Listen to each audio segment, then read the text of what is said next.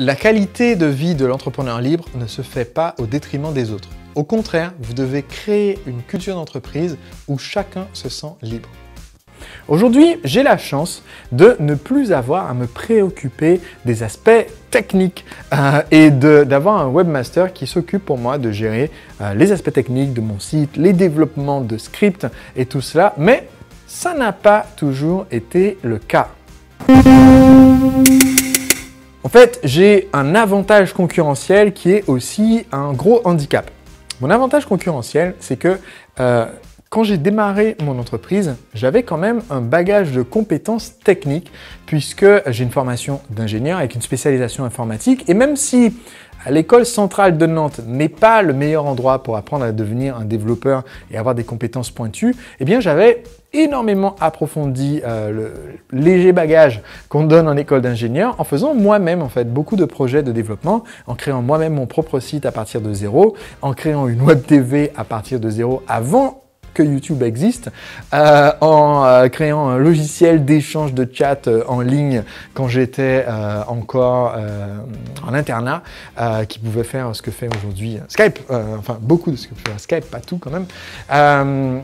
Et en fait, j'avais cette chance, quand j'ai démarré mon activité, d'avoir la compétence technique. Donc de savoir monter mon site web de A à Z.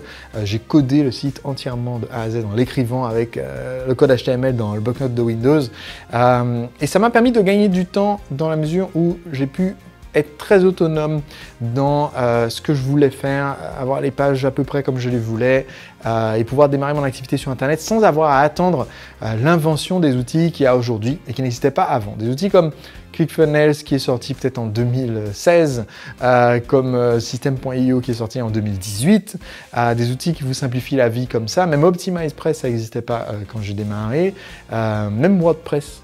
Ça n'existait pas quand j'ai créé mon premier blog, c'était avant de lancer mon entreprise. Et donc, c'était un avantage, mais c'est aussi devenu un inconvénient au moment où j'ai commencé à constater que je passais beaucoup de temps sur des aspects techniques et que j'avais besoin de temps pour autre chose si je voulais développer mon entreprise. En fait, j'ai eu un moment de déclic quand j'ai commencé à utiliser un outil qui s'appelle Toggl. Toggl, c'est une sorte de chronomètre que vous avez sur votre navigateur et qui vous dit en fait à la fin de votre semaine de travail combien de temps vous avez consacré à quelle tâche. Et je me suis vite rendu compte en l'utilisant pendant 3 semaines qu'en fait je consacrais beaucoup plus de temps que je ne le pensais à des tâches techniques, à mettre à jour les plugins, les extensions sur mon blog, à débugger des problèmes de virus informatiques, à mettre en ligne des fichiers sur des FTP, bref, des actions qui en fait avaient peu de valeur ajoutée et qui me prenaient du temps. Or, comme j'essayais de réduire les voiles sur ma semaine de travail de façon à pouvoir partir en voyage autour du monde et travailler 1 jour par semaine, chaque heure de gagné que je pouvais éliminer sur la technique, ça serait un gain phénoménal.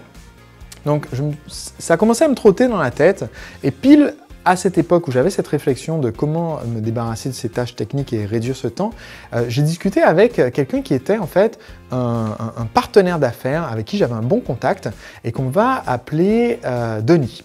Donc Denis, on discute et puis on parle un peu affaires et il me dit voilà Sébastien, j'ai une activité qui marche bien. Donc c'est intéressant parce que Denis avait déjà un style de vie intéressant. Il avait en automatique, son activité rapportait largement de quoi vivre avec son activité sur Internet, même sans rien faire, vraiment de façon passive.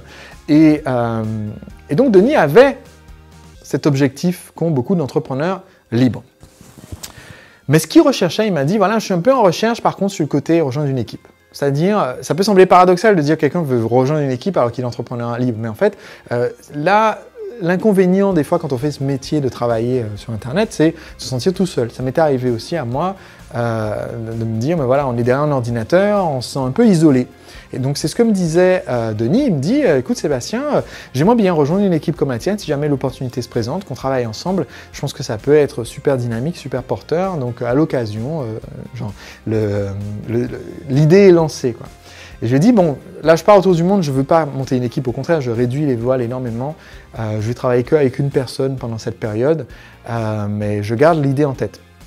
Et en fait, en revenant de mon tour du monde, tout de suite j'ai pensé il faut que je recontacte Denis et qu'on discute un petit peu. Donc j'ai recontacté Denis et effectivement de fil en aiguille en discutant je me suis dit ça serait vraiment bien de l'avoir à mes côtés.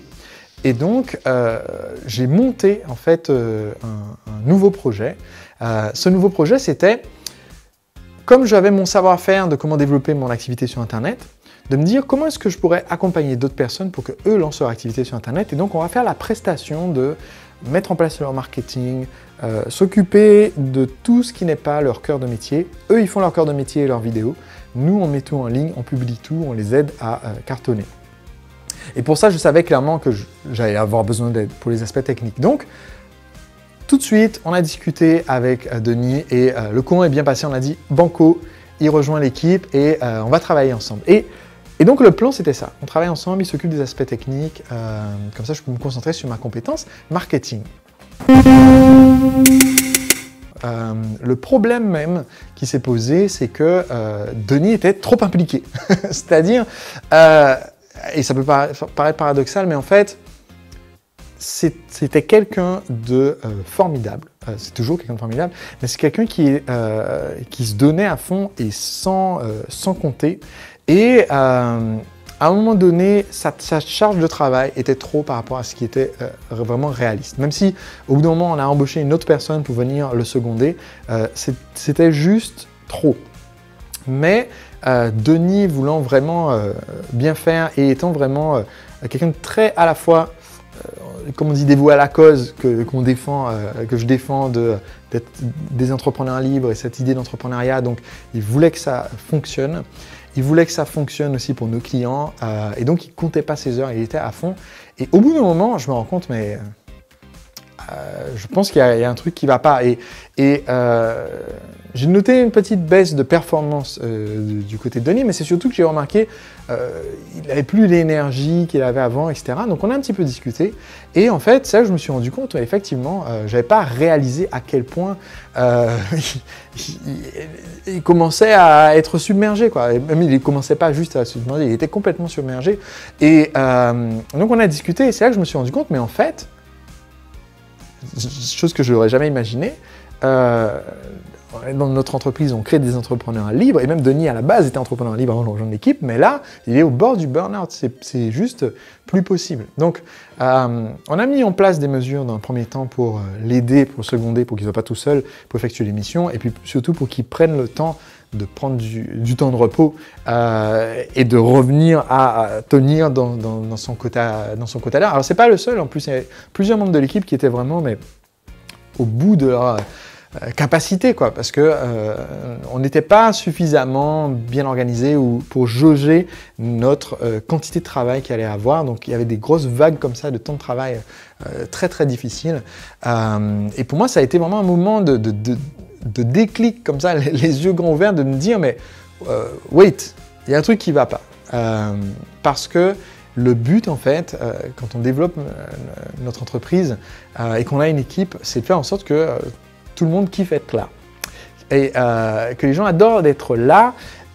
Et quand je dis qu'ils adorent d'être là, Denis adorait être là, mais je veux pas juste qu'ils adorent être là et que du coup, ils se tuent à être là. Je veux que les gens adorent être là et que leur expérience soit positive. Parce qu'il y a des gens qui croient à la mission, ils croient à l'équipe, ils veulent se donner à fond. Mais pour moi, c'est très très important en fait que la culture dans mon entreprise soit de tenir dans le nombre d'heures qu'on s'est fixé. Et donc, contrairement en fait à d'autres entreprises où on encourage les gens à dire mais ok, faut pas compter ses heures, faut être le premier à arriver en avance et le dernier à partir en retard, faut travailler les week-ends et tout. Pour moi, ça serait pas congruent avec ce que j'enseigne si je disais à mon équipe bon ben on a prévu que vous feriez 30 heures mais c'est qu'une façon de parler, hein. Si vous n'êtes pas là le dimanche et le samedi ça va pas durer. Non, ça collerait pas avec ce que moi je partage dans mes vidéos, ça collerait pas avec ce que moi j'enseigne. Donc je dis pas que les membres de l'équipe doivent faire la semaine de 4 heures, mais je dis que si on dit que vous faites une semaine de 35 heures, ça doit faire grosso modo 35 heures. Et si vous avez un jour d'heures sup, ben, ça doit être rattrapé. Enfin bref, on ne peut pas fonctionner en mode où les gens font du burn-out. Quand on dit entrepreneur libre, quand je vous enseigne comment devenir un entrepreneur libre, c'est pas aux dépens d'autres personnes. Et donc, ça ne peut pas fonctionner comme ça. Donc, c'est là que j'ai eu vraiment ce moment de déclic dans mon interaction avec Denis. La première solution à court terme, ça a été de dire, OK, on va mettre quelqu'un d'autre pour l'aider, dire, OK, Denis, à partir du moment où il faut que tu prennes tes temps de repos et tout. Mais même au bout d'un moment, cette idée qu'on avait eue de devenir prestataire de service, j'ai dit, OK, on va arrêter les frais parce que ça pèse énormément sur l'équipe, ça ne nous correspond pas trop. Et donc, au bout d'un moment, j'ai complètement arrêté cette branche de notre activité. Par la même occasion, ça a mis fin aussi à notre travail avec Denis. Donc, on s'est quand même séparés en bons termes, mais je ne voulais pas continuer à lui imposer comme ça ce genre de rythme, ou qu'il s'auto-impose en travaillant pour moi, ce qui revient à la même chose. Et en plus, je me suis aussi rendu compte qu'il y avait un problème de... les demandes que nous avions commençaient à devenir trop techniques par rapport au niveau d'expertise de Denis. Et pour moi, c'est important aussi de reconnaître que on ne peut pas demander, dans un premier temps, je l'ai déjà dit, on ne peut pas demander aux gens de faire plus que ce sur quoi on s'est mis d'accord. Jusqu'à une certaine limite, c'est bien de demander un coup de main exceptionnellement, mais ça ne peut pas être exceptionnel toutes les semaines. De la même façon que si on est salarié, on ne devrait pas faire des dépassements exceptionnels toutes les semaines. Donc nous, en tant qu'entrepreneur, on ne devrait pas demander aux gens de le faire. D'un autre côté, ça veut dire aussi que il faut être attentif à ce qu'on demande en termes d'expertise de la demande. Si au bout d'un moment, il n'y a plus d'adéquation entre la complexité de la demande et ce que la personne peut fournir, c'est aussi un très gros facteur de stress et très gros facteur anxiogène parce que si vous recrutez bien et que vous avez des gens qui sont déterminés, motivés, qui croient à la mission, ils vont se tuer à la tâche pour apprendre à faire les trucs et pour faire les trucs, même si c'est pas dans leur tasse de thé, pas dans leur feu sacré. Et donc, au bout d'un moment, il faut dire stop. Donc, ce que j'ai fait après, c'est que j'ai dit, OK, on va recruter quelqu'un avec des compétences différentes, qui n'a pas forcément les compétences marketing qu'avait Denis et qui correspondaient bien à notre besoin de l'époque. Quelqu'un qui a juste les compétences de développement, de webmastering, etc., qui sont plus pointues techniquement, qui va correspondre à ça. Et on va changer, en fait, de fonctionnement. Mais ça a été difficile parce que ça nécessitait de se rendre compte, OK, il faut que je change la façon de faire, la façon de communiquer et que je m'assure de créer cette culture dans l'entreprise où qu'on soit salarié ou prestataire, les gens qui sont dans l'équipe, entre guillemets, d'être intrapreneur libre, ça veut dire à la fois avoir un niveau de responsabilité par rapport à ses projets, ça j'en parle souvent dans mes vidéos, mais ça veut dire aussi que on puisse faire confiance à l'entreprise pour tenir sa part du contrat et que l'entreprise n'essaie pas d'abuser de nous. Et donc c'est très important pour moi d'être attentif à ça et de faire en sorte qu'on respecte un peu ce sur quoi on s'était mis d'accord à la base avec les gens qui travaillent dans notre équipe. Voilà donc un petit conseil important pour vous pour entretenir la motivation et le niveau de vie, la qualité de vie des personnes qui travaillent avec vous.